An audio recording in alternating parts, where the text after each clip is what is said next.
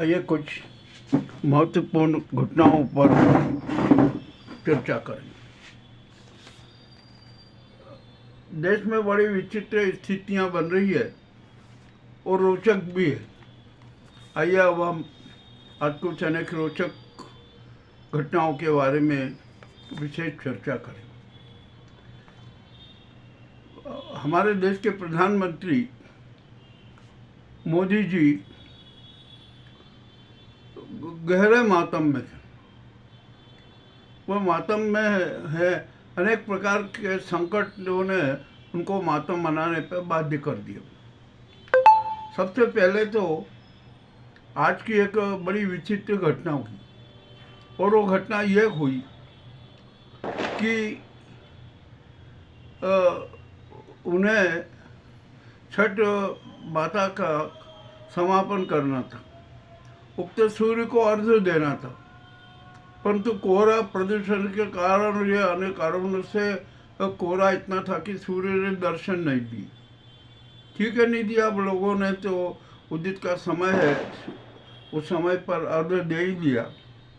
परंतु इसी बीच क्या हुआ कि जो कृत्रिम जो यमुना बनाई थी ना, वो भी बड़ी विचित्र लगी। मोदी जी ने आज के लिए बड़े विशेष गणवेश बनवाए थे। ये किया था कि अरे मैं आज ये तो बहुत अच्छा कार्यक्रम करूँगा और उसका मुझ पर अच्छा प्रभाव पड़ेगा, बिहार चुनाव प्रभावित होगा। परंतु ऐसा हुआ नहीं। मोदी जी को अपना कार्यक्रम रद्द करना पड़ा। वहाँ हालांकि कैमरे की तैयारी थी, वो थी, सब वो था, किंतु विधि और को तो दूसरा ही मंजूर था। क्या हुआ कि बीबीसी ने यमुना जी के 2 वीडियो वायरल कर दिए। एक जो कृत्रिम यमुना बनाई थी उसका और एक ओरिजिनल यमुना का। तो वहाँ के जल को जब देखा तो ओरिजिनल यमुना का जल तो भयंकर रूप से प्रदूषित था, और जो कृत्रिम यमुना बनाई थी ना, वो आरओ वाटर की बनी हुई थी। एक पाइपलाइन द्वारा गंगा का पानी शुद्ध जो किया गया और उसको छोड़ा गया वहाँ किया। जब मोदी जी को पता लगा कि अरे ये तो मामला बहुत उजागर हो गया, तो उन्होंने छठ पूजा करने का, सूखते सूर्य को अर्घ्य देने का कार्यक्रम ही रद्द कर दिया। अब वह मातम में है।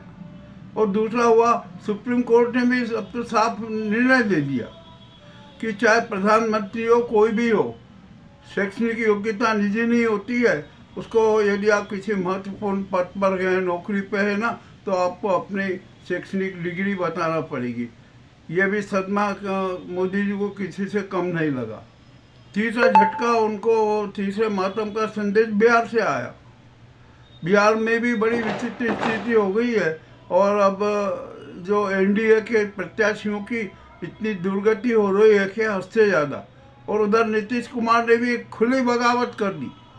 उन्होंने स्पष्ट कह दिया कि मैं मोदी जी की सभाओं में साझा नहीं करूँगा, अब मैं अपना अलग ही वो करूँगा, और वो अलग बात कर रहे। और अब तो जैसा अभी सूत्र लगा है ना कि महागठबंधन और जदयू भाजपा को बिहार से बाहर करने का संकल्प ले चुकी है। अब यह उनकी जो राजनीति नहीं चलेगी। ये मोदी के मातम के लिए पर्याप्त कारण है जो हमने आपके सामने रख दी। अब तूफान मेहता है ना, समुद्र तट से टकराई गया। उसका जो कहर अब शुरू हो गया है।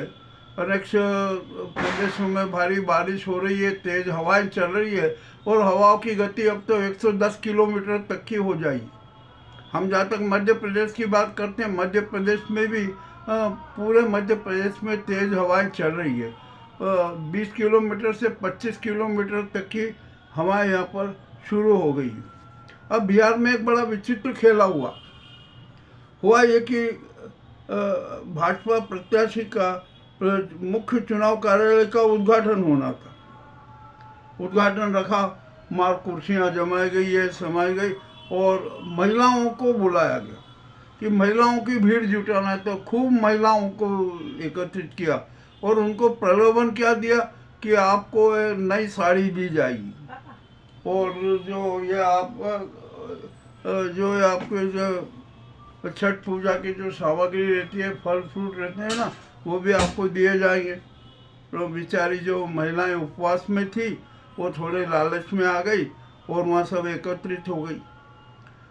लंबा समय बीतता गया बीतता गया बीतता गया, 4 बज गए, जब तक भी कुछ नहीं हुआ।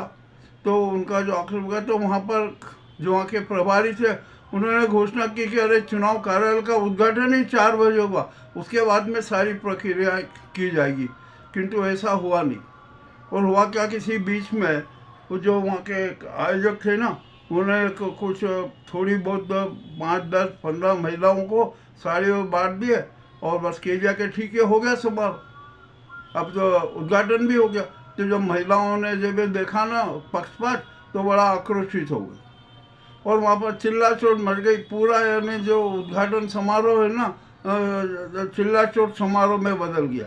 और इतना ही नहीं हुआ, उसके उपरांत भी वहाँ पर जो महिलाएं थी ना, जिसके हाथ जो लगा वो उठा के ले गई।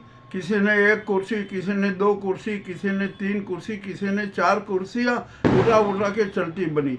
यह ऐसा हादसा हुआ। अब यहाँ पर जो सवाल ये आता है कि चुनाव आयोग क्या कर रहा है। आचार संहिता लगी हुई है और आचार संहिता के बीच में आप प्रलोभन देकर इस प्रकार की भीड़ इकट्ठी करोगे तो ये तो आचार संहिता का खुला उल्लंघन है। तो चुनाव आयोग को त्वरित कार्रवाई करना चाहिए, किंतु ऐसी कोई कार्रवाई नहीं की गई। ये भी मामला बड़ा विचित्र है। अब आइए, जो हमने एक बार अभी आज से 4 दिन पहले चढ़ाया था कि 500 का नोट बंद होगा, उसके बारे में भी बहुत कुछ खुलासा हो गया।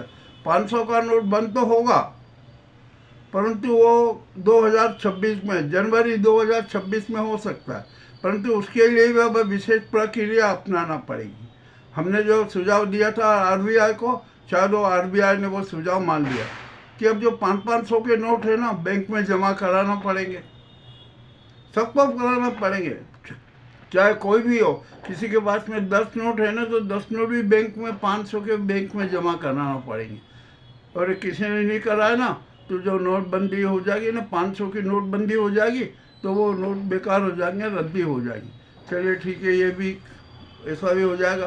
किंतु हमने आरबीआई को एक और सुझाव दिया, उस पर अभी तक किसी प्रकार की कोई प्रतिक्रिया नहीं आई है। हमने सुझाव दिया कि अब जो भी मुद्रा हो, भारतीय मुद्रा हो, वो सादे कागज पर न छापी जाए, वो सिर्फ बॉन्ड पेपर पर ही छापी जाए और स्पेशल बॉन्ड पेपर पे छापी जाए।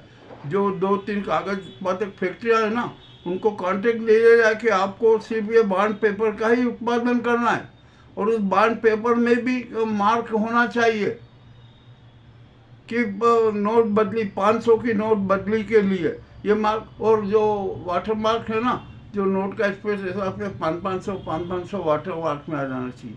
और कागज फैक्ट्री को स्पष्ट निर्देश देना चाहिए कि बॉन्ड पेपर की एक भी सीट बाजार में नहीं जाना चाहिए, बिक्री नहीं होना चाहिए।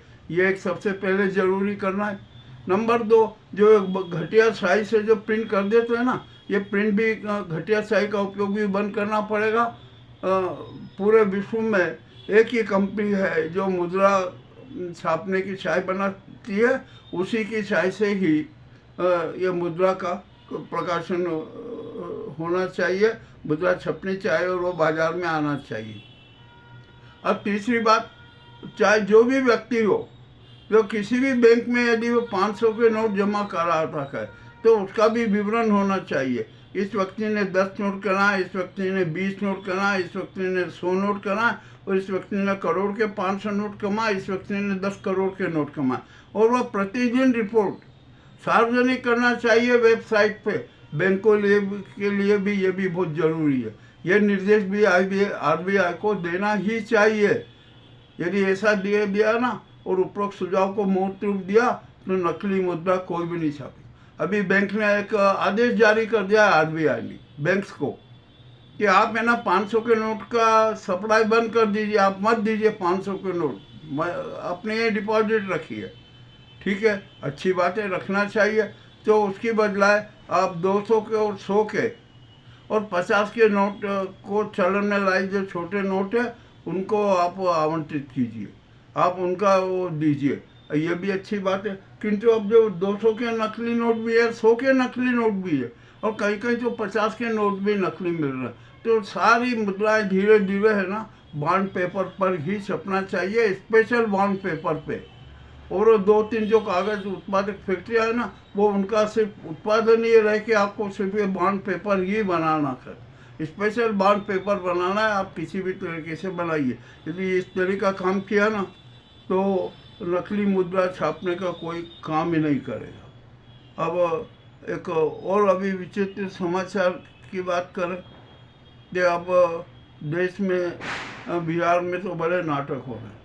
नीतीश कुमार ने भी पलटी मारने का स्पष्ट संकेत दे दिया और उन सबका महागठबंधन के साथ मिलकर भाजपा को बिहार से बाहर करने की योजना भी बन गई है, संकल्प हो गया, उसको मूर्त रूप भी दे दिया जाएगा। और मैं यहाँ पर अब बिहार की जनता से और बिहार के नेताओं महागठबंधन और जेडीयू से फिर एक बात कहना चाहता हूँ कि अब उनका लक्ष्य होना चाहिए कि बिहार है ना श्रमिकों का निर्यातक प्रदेश नहीं रहेगा, यहाँ पर बड़े से बड़े अच्छे उद्योग स्थापित होना चाहिए और बिहार राज्य को एक विशेष दर्जा भी देना चाहिए। ये भी बात होना चाहिए तो जो महागठबंधन है और जदयू है ना, दोनों मिलकर इस बात को, इन दोनों मुद्दों को मूर्त रूप दे, प्रधानता दें और इसको लागू करने की बात करें।